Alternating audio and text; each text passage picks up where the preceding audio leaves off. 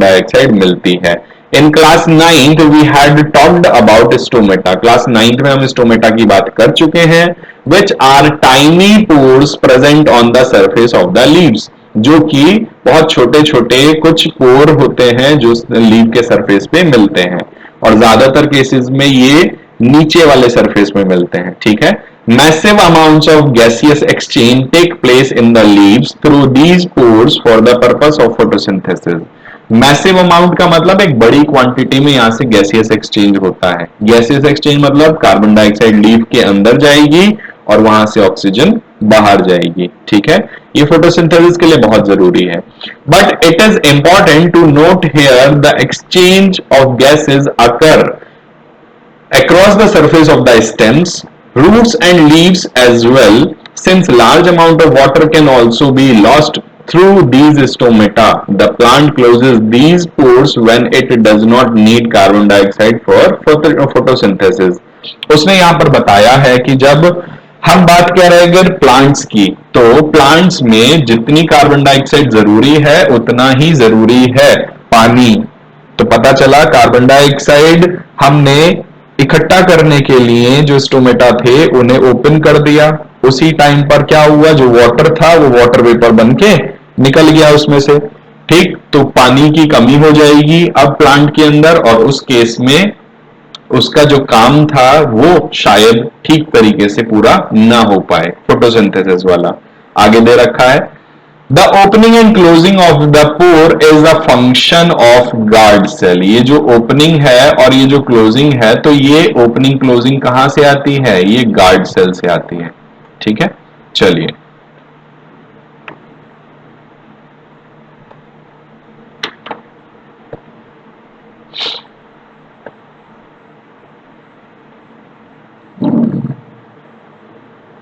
Next हमारे पास दे रखा है, the opening and the closing of the pour is a function of the guard cells. The guard cells swell when water flows into them, और ये guard cells जो हैं ये swell up हो जाते हैं, मतलब ये बड़े हो जाते हैं, जिसकी वजह से ये जो ओपनिंग होती है ये खुल जाती है। ठीक, और जब इनमें से पानी निकल जाता है तो ये इस तरह से क्लोज कर देते हैं। ठीक है, आगे चलते हैं। तो यहां पर वही सारी चीजें दे रखी हैं।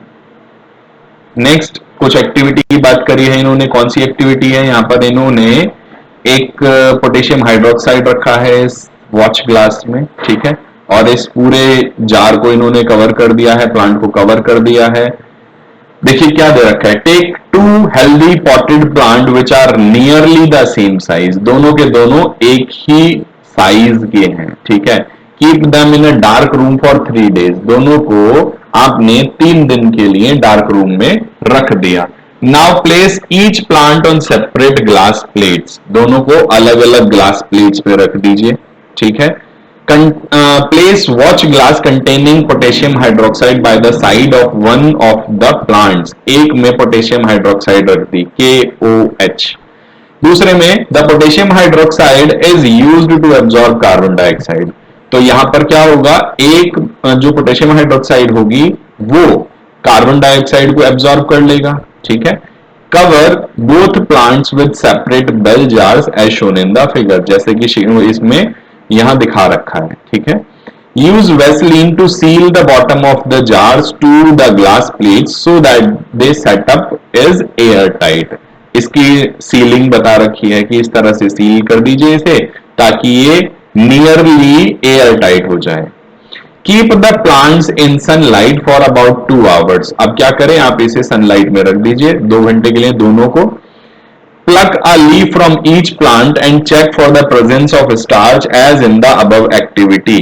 तो जैसे ऊपर वाली एक्टिविटी में हमने स्टार्च देखा था, वैसे ही हमें क्या करना है, अब इन दोनों के एक एक लीफ में भी स्टार्च चेक करना है कि क्वांटिटी कितनी है।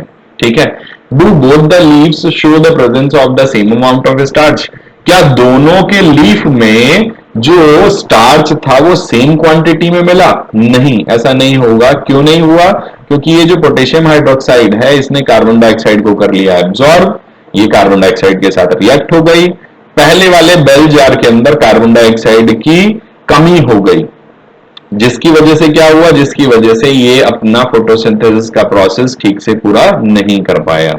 और जिसकी वजह से इसने स्टार्च कम क्वांटिटी में बनाया। वही चीजें यहां लिखी हुई हैं। Based on the two activities performed above can we design an experiment to demonstrate that sunlight is essential for the photosynthesis. क्या जो हमने एक्टिविटी करी है ऐसी ही कुछ एक्टिविटी हम फोटोसिंथेसिस के प्रोसेस के लिए सनलाइट किस तरह से इंपॉर्टेंट है इसके लिए कर सकते हैं? तो हाँ कर सकते हैं। एक बेल जार को ढक कर रख दीजिए, एक को सनलाइट में रख दीजिए, आपको कुछ टाइम बाद उसमें स्टार्च की क्वांटिटी मेजर करके पता चल जाएगा कि स्टार्च इसमें कम बना है और इसमें ज्यादा बना है। ठीक है, so far we have talked about how autotrophs meet their energy requirement. अब तक हमने ऑटोट्रॉप्स के बारे में बात करी है, कैसे वो अपनी एनर्जी रिक्वायरमेंट को फुलफिल करते हैं, but they also need other raw material for building their body. लेकिन ऑटोट्रॉप्स को कुछ और मटेरियल्स की भी जरूरत पड़ती है। Water used in photosynthesis is taken up from the soil by the roots in terrestrial plants। ठीक है, ये कुछ गड़बड़ चल रहा है थोड़ा सा।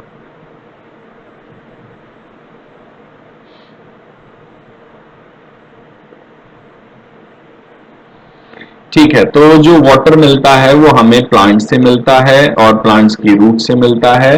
इसके बाद इन्होंने क्या रखा है,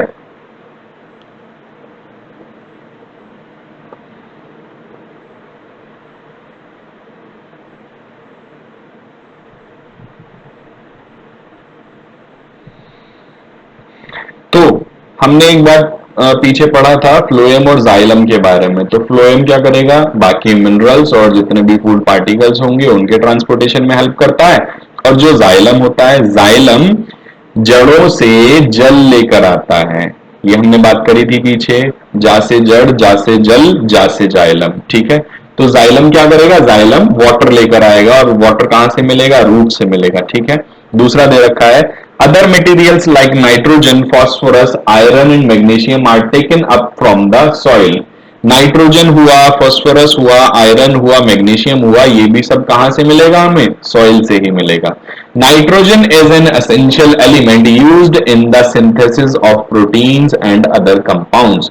तो नाइट्रोजन एक बहुत जरूरी एलिमेंट है प्लांट्स के लिए। उससे क्या बनता है, प्रोटीन्स बनते हैं और प्रोटीन के जैसे कुछ और कंपाउंड्स भी बनते हैं। ठीक है, this is taken up in the form of inorganic nitrate और नाइट्राइट। पिछले साल आपकी बुक में कुछ साइकिल दे रखी थी, अगर आपको याद हो तो, कार्बन साइकिल, नाइट्रोजन साइकिल। तो नाइट्रोजन साइकिल में दे रखा था कि नाइट्रोजन नाइट्रेट नाइट्राइट में चेंज होते हैं, उसके बाद उन्हें चेंज किया जाता है, फिर वो गैस में चेंज होते हैं। तो इस तरह से वो प्रोसेस चलता रहता है। तो जब भी सॉइल के अंदर नाइट्रोजन मिलेगी तो वो हमेशा या तो नाइट्रेट के फॉर्म में मिलेगी या नाइट्राइट के फॉर्म में मिलेगी। ठीक है, और इसी को प्लांट एब्जॉर्ब कर लेते हैं, जिसके बाद वो अपना खाना बना सकते हैं। और it is taken up as organic compound which have been prepared by bacteria from atmospheric nitrogen, या फिर ये किसी दूसरे फॉर्म में जो कि बैक्टीरियाज ने बनाई हो, एटमॉस्फेयर से भी ले सकते हैं। ठीक है, तो हमने अभी तक ऑटोट्रॉपिक न्यूट्रिशन देख लिया, ऑटोट्रॉप्स के बारे में देख लिया, फोटोसिंथेसिस देख ली, और फोटोसिंथेसिस के लिए और क्या क्या चीजें जरूरी हैं वो देख ली, स्टोमेटा का काम देख लिया। अब हमारे पास नेक्स्ट टॉपिक है heterotrophic nutrition. Each organism is adapted to its environment. Adapt का मतलब होता है आदत में आ जाना या खुद को वहां पर ढाल लेना। ठीक है, वहां के हिसाब से अपने आप को मैनेज कर लेना। The form of nutrition differs depending on the type and availability of food material as well as how it is obtained by the organism। तो किस तरह का न्यूट्रिशन मिलेगा, ये सारी चीजें डिपेंड करती हैं, या हमारा जो तरीका होगा न्यूट्रिशन का, जो हमारा टाइप होगा न्यूट्रिशन का, वो डिपेंड करता है कि खाना किस तरह का है, कितना अवेलेबल है, किस क्वांटिटी में अवेलेबल है। जैसे कि एक एग्जांपल दे रखा है, whether the food source is stationary, जैसे कि ग्रास। ठीक है, हमारा जो फूड सोर्स है वो स्टेशनरी है, और mobile such as a deer. ठीक है, would allow for the differences in how the food is accessed and what is nutritive apparatus used by a cow or a lion. इसे समझने के लिए एक एग्जाम्पल समझते हैं. अगर आप ये जितने भी काव बफेलो हैं इनके शरीर को देखेंगे तो अगर ये भागना भी चाहें, बहुत ज्यादा स्पीड से दौड़ना चाहें, तो इनका शरीर इतना हैवी है कि ये ज्यादा तेज नहीं दौड़ सकते. हाथी को ले लीजिए, उसे भी घास फूस खानी होती है तो वो भी इतना बड़ा शरीर है कि वो ज्यादा तेज नहीं दौड़ सकता. लेकिन जितने भी जो कार्निवोरस जितने भी एनिमल्स हैं वो सारे के सारे ज्यादा तेज दौड़ सकते हैं. उनका वजन भी उस हिसाब से उनकी बॉडी के हिसाब से कम होगा. ठीक, एक हाथी है, हाथी कितना खाना खाता होगा, उसका वजन कितना ज्यादा है. ठीक है, क्योंकि उसे क्या खाना है, ग्रास. ग्रास के पीछे उसे दौड़ना नहीं है, घास के पीछे उसे दौड़ना नहीं है, कहीं भी उसे स्टेशनरी मिलेगी. उसे पता है कि मैं वहां जाऊंगा और मुझे बहुत सारी घास खाने को मिल जाएगी. ठीक है, लेकिन लायन का क्या करें, पैंथर का क्या करें, टाइगर का क्या करें, इन्हें नहीं पता हमारा खाना कहां मिलेगा और कितनी स्पीड से दौड़ता हुआ मिलेगा. तो इनकी बॉडी उसी हिसाब से अडेप्ट हो चुकी है. ठीक है, there is a range of strategies by which the food is taken in and used by the organism. तो बहुत सारी स्ट्रेटजीज की एक रेंज है किस तरीके से और क्या खाना है. ठीक है, some organism break down the food material outside the body and then absorb it. कुछ ऑर्गेनिज्म क्या करते हैं, अपने खाने को अपने बॉडी से बाहर ही छोटे छोटे पार्टिकल्स में ब्रेक डाउन कर लेते हैं, उसके बाद उसे एब्जॉर्ब करते हैं. For example fungi like bread mould, east and mushroom. ठीक है, ये क्या करते हैं, ये अपने खाने को बाहर ही सिंपल कंपाउंड्स में चेंज कर लेंगे, उसके बाद एब्जॉर्ब करेंगे. ठीक है, और इसके अलावा दूसरे और कौन है, others take in whole material and break it down inside their bodies. बाकी क्या करेंगे, पूरा का पूरा खाना, पूरा मटेरियल ऐसे ही खा लेंगे, उसके बाद उनकी बॉडी में जाकर वो ब्रेक डाउन होगा. What can be taken in and broken down depends on the body design and functioning. किस तरह से खाया जाएगा, क्या तोड़ा जाएगा, वो बॉडी के डिजाइन पर और उसके फंक्शनिंग पर डिपेंड करता है. Some other organisms derive nutrition from plants or animals without killing them. तो ये क्या आ गए, ये आ गए पैरासाइट्स. ठीक है, कुछ ऐसे ऑर्गेनिजम्स होते हैं जो अपना न्यूट्रिशन प्लांट से या दूसरे एनिमल से ले लेते हैं लेकिन उन्हें मारते नहीं हैं. ठीक है, तो ये हो जाते हैं पैरासिटिक.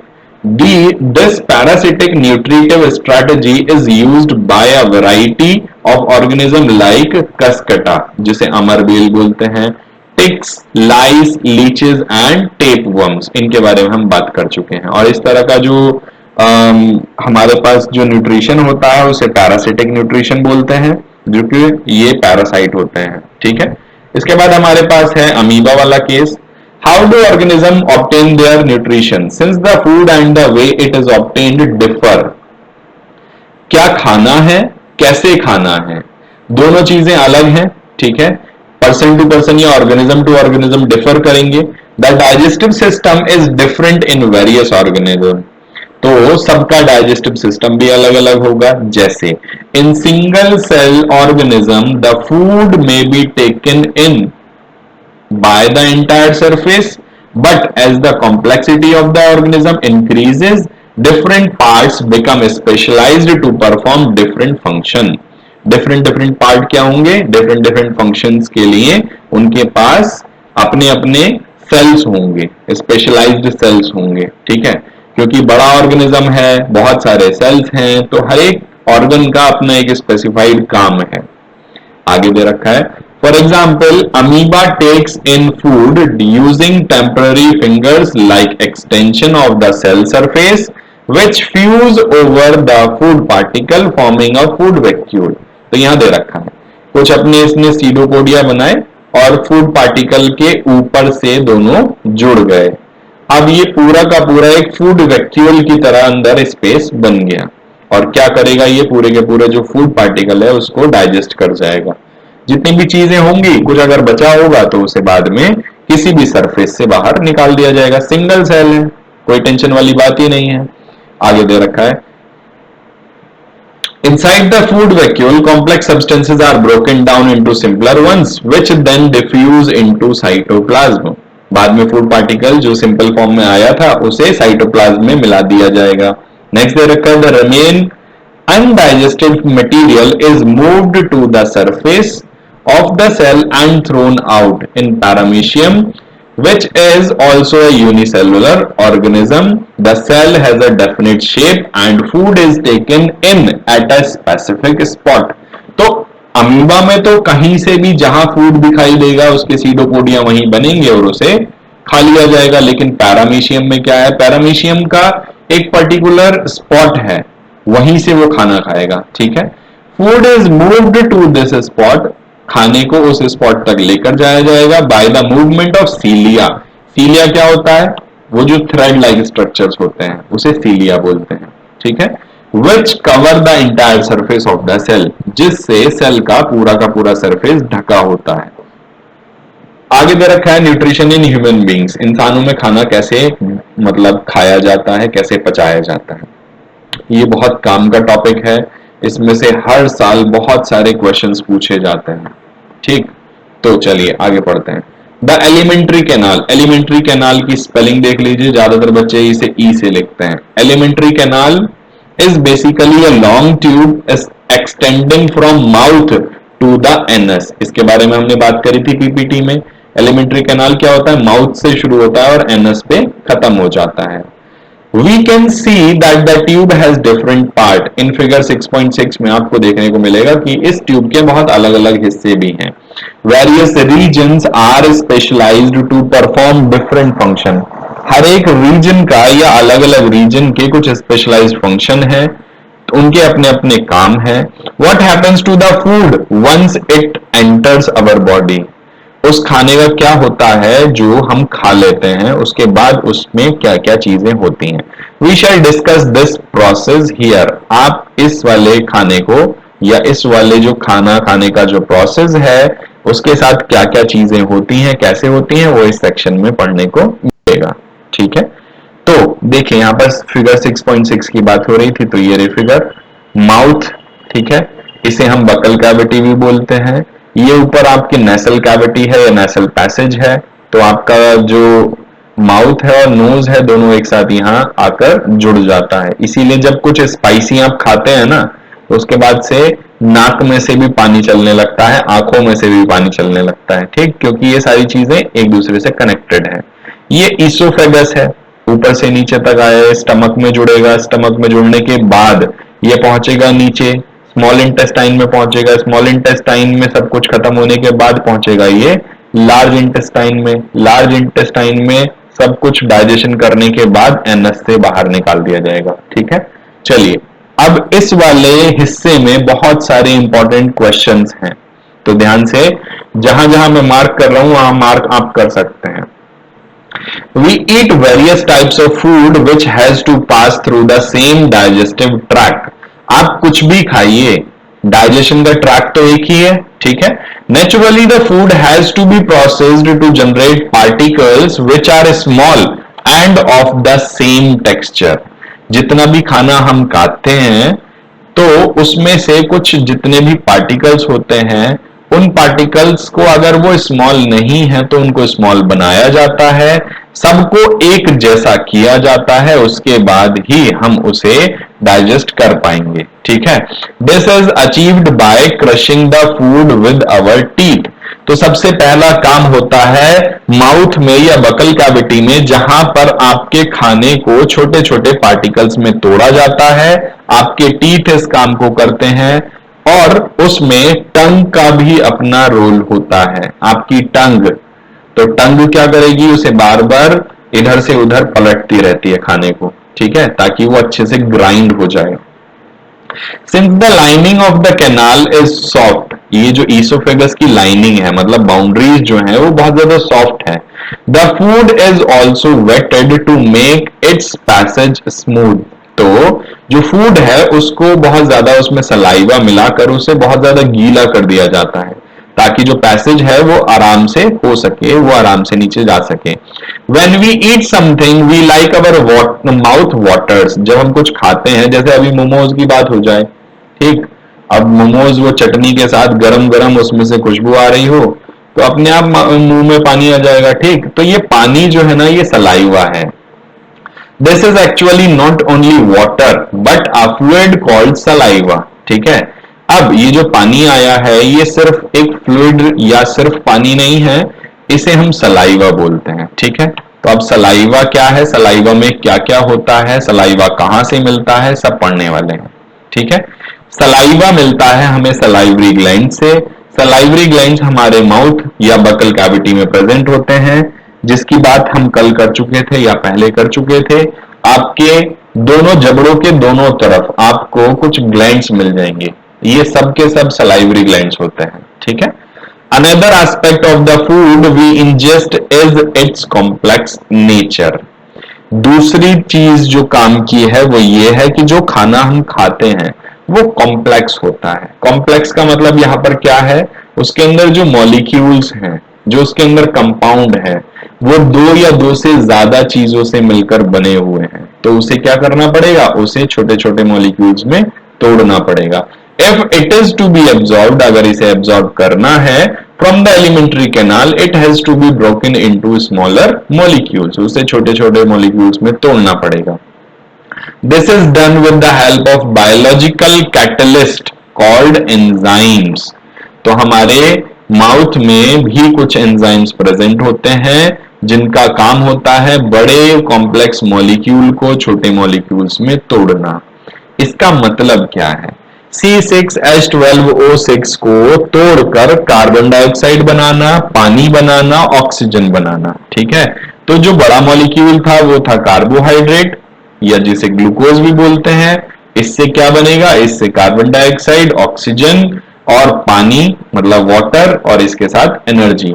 ठीक है, तो ये सब काम किया जाता है कुछ बायोलॉजिकल कैटलिस्ट जिन्हें हम एंजाइम बोलते हैं।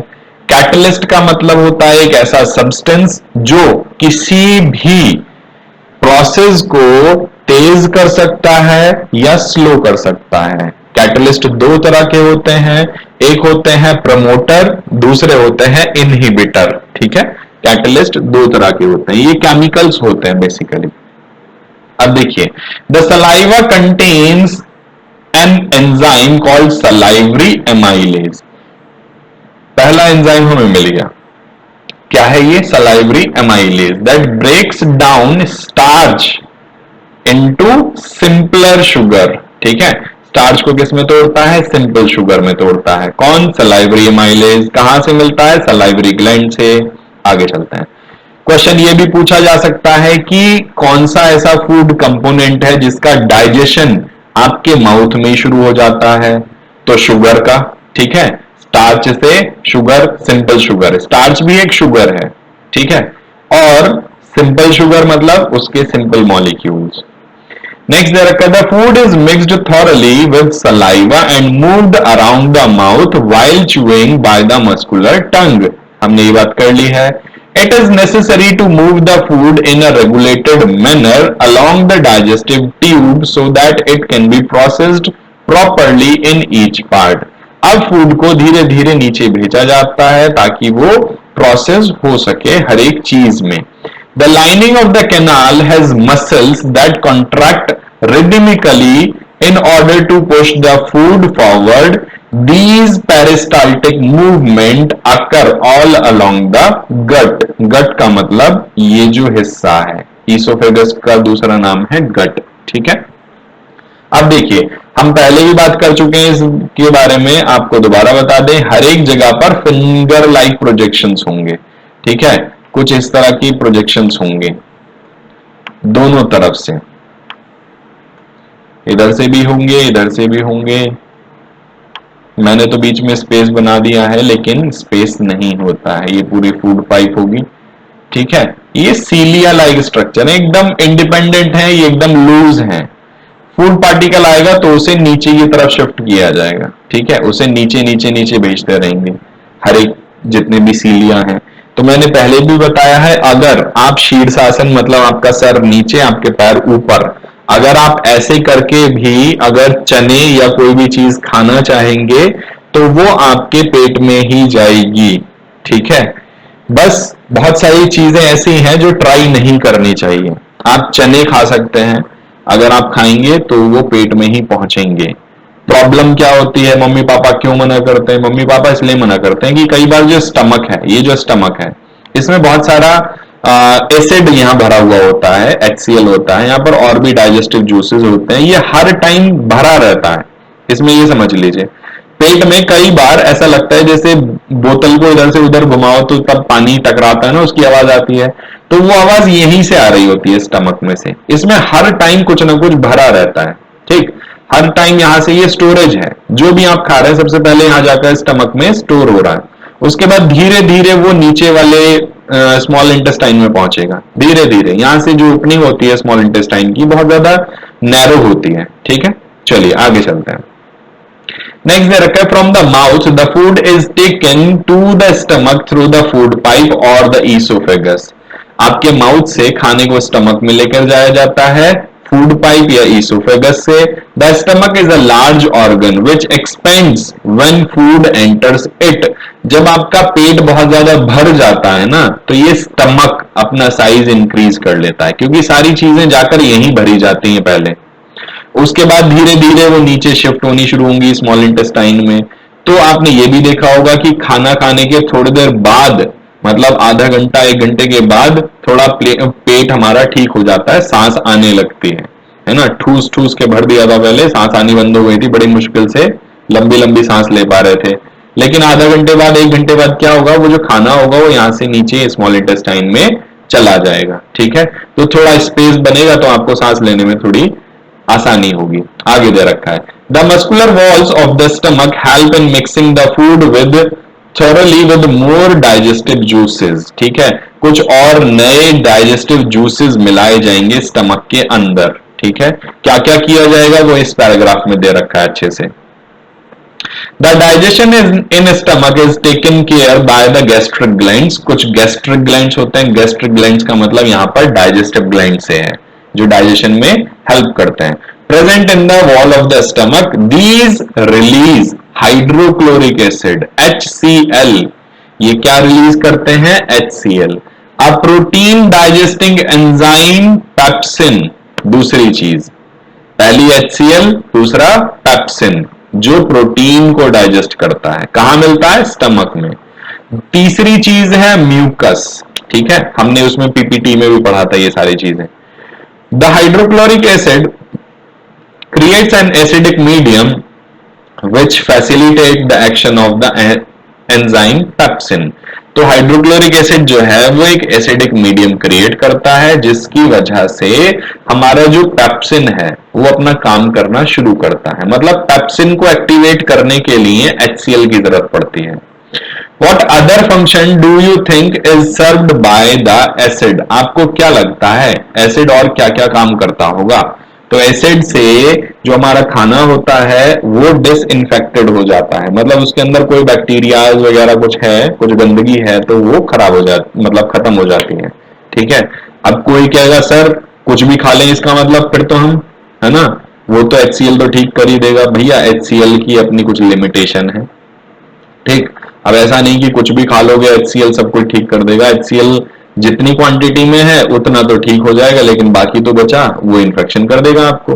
The mucus protect the inner lining of the stomach from the action of the acid under normal condition. तो म्यूकस लेयर क्या करेगी? म्यूकस लेयर आपके स्टमक को बचाकर रखेगी HCl से, और आपको कभी भी पेट में दर्द नहीं होगा, आपको अल्सर नहीं होंगे। आपने सुना होगा डॉक्टर के नाम से अल्सर। अल्सर में क्या होता है? आपके स्टमक में छोटे छोटे छाले बन जाते हैं, आपकी आंतों में, इंटेस्टाइन्स में छोटे छोटे छाले बन जाते हैं। ठीक है, आगे पढ़ते हैं। We have often heard adults complaining about acidity। हमने बड़ों से सुना होगा कि मुझे एसिडिटी हो गई, है ना। Can this be related to what has been discussed above? जो चीजें हमने अभी ऊपर पढ़ी हैं, क्या उसका इससे कोई रिलेशन हो सकता है? बिल्कुल हो सकता है। यहां पर स्टमक में HCl बन रहा है, ठीक। HCl कम बनेगा तो आपका खाना ठीक से डाइजेस्ट नहीं हो पाएगा, प्रोटीन्स अच्छे से ब्रेक डाउन नहीं हो पाएंगे। HCl ज्यादा बन गया तो भाई यहां मान लीजिए पानी भरा हुआ है, HCl भरा हुआ है यहाँ पर, खाना भरते जाओगे तो वो जो लेवल है वो ऊपर बढ़ने लगेगा ना, इसीलिए आपको सीने में जलन महसूस होती है जब आप ज्यादा खा लेते हैं या आप गलत खा लेते हैं, जिसे एसिडिटी बोलते हैं हम।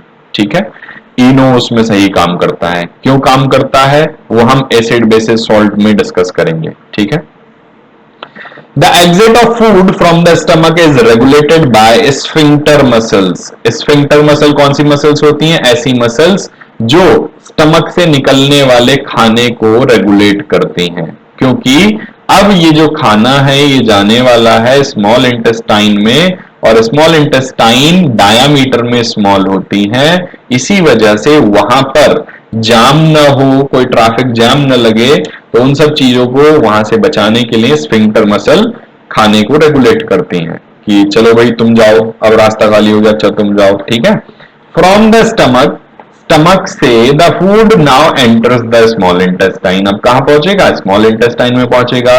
This is the longest part of the alimentary canal which is fitted into a compact size because of extensive coiling. अब देखिए, ये एलिमेंट्री कैनाल का सबसे बड़ा हिस्सा है, लॉन्गेस्ट पार्ट दे रखा है, लेकिन नाम है स्मॉल इंटेस्टाइन। कंफ्यूजन यही होती है। बच्चा कहता है सर लॉन्ग इंटेस्टाइन या लार्ज इंटेस्टाइन जो है वो बड़ी होनी चाहिए। ठीक, तो वो डायमीटर में बड़ी है। स्मॉल इंटेस्टाइन डायमीटर में स्मॉल है, लेकिन लेंथ में लार्ज से भी बड़ी है। ठीक है, यहां दे रखा है the length of the small intestine differ in various animals depending on the food they eat. तो स्मॉल इंटेस्टाइन का जो साइज है, जो लेंथ है, वो एनिमल टू एनिमल डिफर करता है। ठीक है, क्यों डिफर करता है वो आगे दे रखा है। Herbivores eating grass need a longer small intestine to allow the cellulose to be digested. Herbivores मतलब जो घास फूस खाते हैं, तो जो herbivores होते हैं उन्हें एक लॉन्गर स्मॉल इंटेस्टाइन चाहिए ताकि वो अपने जितने भी सेल्यूलोज था उसे डाइजेस्ट कर सकें। ठीक है, आगे दे रखा है meat is easier to digest. Meat को आसानी से डाइजेस्ट किया जा सकता है। Hence carnivores like tigers have shorter small intestine. अब क्वेश्चन कैसे पूछा जाएगा? क्वेश्चन पूछा जाएगा टाइगर की स्मॉल इंटेस्टाइन की लेंथ डियर की स्मॉल इंटेस्टाइन से छोटी होती है, क्यों? ठीक है, तो उसका आंसर क्या है? क्योंकि जो हर्बीवोर्स होते हैं उन्हें लॉन्गर स्मॉल इंटेस्टाइन की जरूरत पड़ती है, क्योंकि उन्हें अपना खाना डाइजेस्ट करना है जो कि मेनली सेल्यूलोज होता है। ठीक है, लेकिन अगर हम बात करें टाइगर की, तो टाइगर क्योंकि कार्निवोर है, उसे मीट डाइजेस्ट करना है, तो वो उसे स्मॉल इंटेस्टाइन में कर सकता है आसानी से। Next, the small intestine is the site of the complete digestion of the carbohydrate. पूछा जाता है कार्बोहाइड्रेट पूरी तरह से कहां डाइजेस्ट हो जाते हैं? तो कार्बोहाइड्रेट, प्रोटीन और फैट स्मॉल इंटेस्टाइन में इनका डाइजेशन कंप्लीट हो जाता है। It receives the secretions of the liver and the pancreas for this purpose. इस पर्पस के लिए, इस काम के लिए पेनक्रियाज से और लिवर से इन्हें कुछ और केमिकल्स मिलते हैं। सिक्रीशन का मतलब chemical. The food coming from the stomach is acidic. तो जो अभी खाना स्टमक से आ रहा है वो एसिडिक था, क्यों? ताकि पेप्सिन एक्टिवेट हो सके। तो अब उस एसिडिक खाने को स्मॉल इंटेस्टाइन में पहुंचने पर हमें बेसिक बनाना पड़ेगा। एल्कलाइन का मतलब बेसिक। अब क्यों बेसिक बनाना है? ताकि पेनक्रियाटिक एंजाइम जो है उस पर काम कर सकें। ठीक है, पेनक्रियाटिक एंजाइम बेसिक मीडियम में काम करते हैं। ठीक है, पेप्सिन एसिडिक में काम करता है। आगे दे रखा है bile juice from the liver accomplishes this in addition to acting on fat. bile juice किस पे काम करता है? bile juice काम करता है फैट्स पर। ठीक है, अब आगे दे रखा है fat are present in the intestine in the form of large globules which makes it difficult for enzyme to act on them.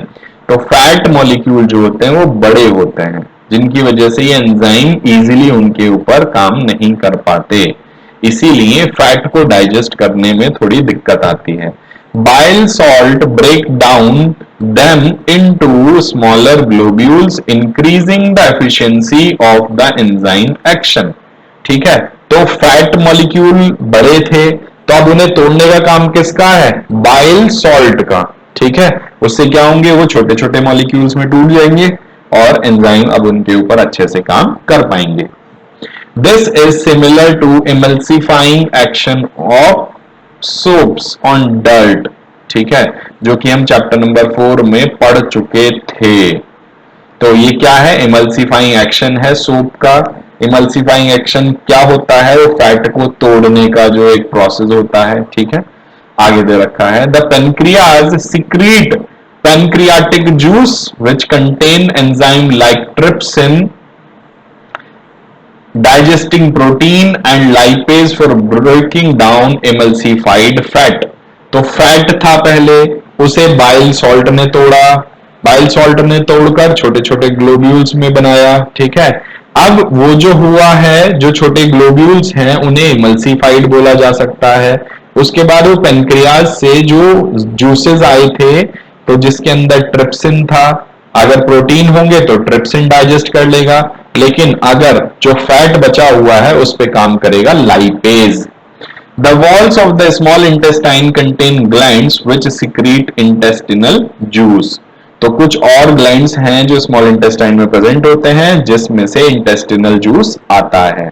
The enzymes present in it finally convert the protein to amino acid. Protein को किस में तोड़ा गया? Amino acid में।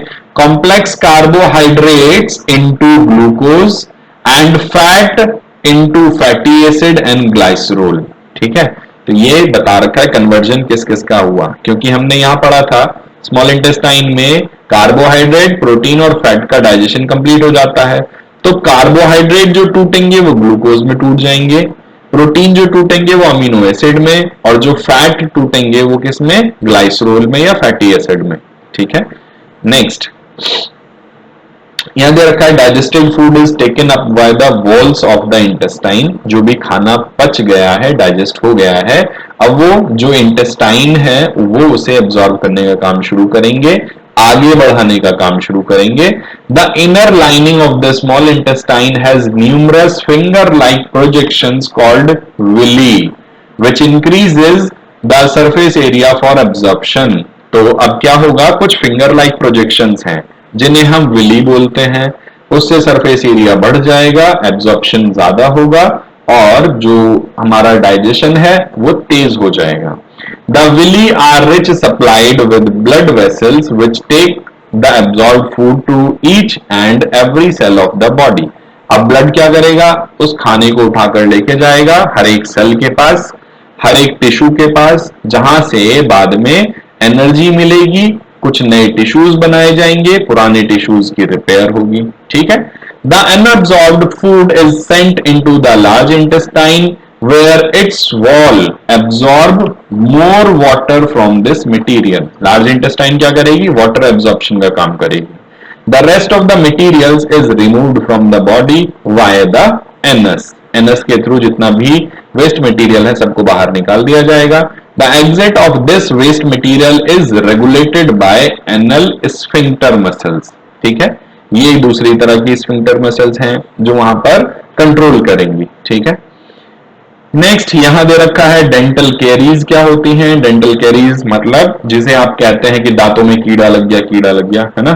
तो dental caries और tooth decay causes gradual softening of the enamel and dentine. Enamel हमारी body में मिलने वाला सबसे हार्ड सब्सटेंस है। ठीक है, नेक्स्ट दे रखा है और इसके जैसा ही डेंटाइन मतलब दांतों से जुड़ी जितने भी सब्सटेंसेस हैं। ठीक है, it begins when bacteria acting on sugars produce acid that softens and demineralises the enamel. अब देखिए हुआ क्या, आपके माउथ में कुछ बैक्टीरिया थे जिन्होंने कुछ बैक्टीरिया थे, कुछ एंजाइम्स थे, है ना। कौन सा था? Salivary amylase. वो क्या करेगा? शुगर को तोड़ना शुरू करेगा। शुगर को तोड़ना शुरू करेगा तो आपने रात में सोते टाइम जो भी मीठा खाया था मतलब जो सॉल्ट मतलब जो चीनी से बना हुआ जितनी भी चीजें थी, चाहे उसमें आपको सिर्फ और सिर्फ मिल्क प्रोडक्ट हो, कोई सा भी मिल्क प्रोडक्ट वो मीठा होता है, उसके अंदर कार्बोहाइड्रेट्स होते हैं। ठीक, चाहे शुगर हो, इसके अलावा चॉकलेट हो, आप जितनी भी चीजें हैं ना जिनमें आपको मीठा वाला टेस्ट आता है, वो सारी की सारी आपके दांतों के लिए बहुत खराब है। अब रात में आपने खाकर सो गए, पूरी रात बैक्टीरिया काम करेंगे और सुबह को मुंह से स्मेल भी आएगी और आपके दांत भी धीरे धीरे वहां से खराब होने शुरू हो जाएंगे। ठीक है। Masses of bacteria cell together with food particle stick to the teeth to form dental plaque. Plaque का मतलब वो जो पीलापन दिखाई देता है दांतों के ऊपर। ठीक है। Saliva can not reach the tooth surface to neutralise the acid as plaque cover the teeth. तो सलाइवा टूथ सरफेस को न्यूट्रलाइज करने के लिए पहुंच नहीं पाता है, क्योंकि ये जो प्लेक है ये वहां पर टीथ को कवर करके रखता है। Brushing the teeth after eating removes the plaque before the bacteria produces acid. तो आपने अगर टीथ को ब्रश कर लिया है कुछ भी खाने के बाद, तो उससे वहां जो प्लेक जमा हुआ था वो हट जाएगा, जिसकी वजह से बैक्टीरिया जो एसिड प्रोड्यूस करेंगे अब आसानी से किसी भी चीज को खाकर वो मतलब डाइजेस्ट करके एसिड न्यूट्रलाइज हो जाएगा। इफ अनट्रीटेड माइक्रो ऑर्गेनिज्म में invade the pulp causing inflammation and infection. और अगर आपने ये नहीं किया, आपने साफ सफाई नहीं करी कुछ खाने के बाद, तो आपके माउथ में बहुत सारा इन्फेक्शन हो सकता है। इन्फ्लेमेशन मतलब सूजन हो सकती है। ठीक है। उम्मीद है कि समझ में आया होगा। अभी तक के लिए बस इतना ही। किसी को कुछ पूछना हो तो पूछ सकता है, अदरवाइज हम इसे यहीं पर वाइंड अप कर रहे हैं। इसे हम कल ग्लाइसरॉल क्या होता है? ग्लाइसरॉल भी एक मॉलिक्यूल है जो फैट से मिलकर बनता है। फैट के जैसा ही होता है ग्लाइसरॉल भी। ठीक है। ठीक है, ठीक है।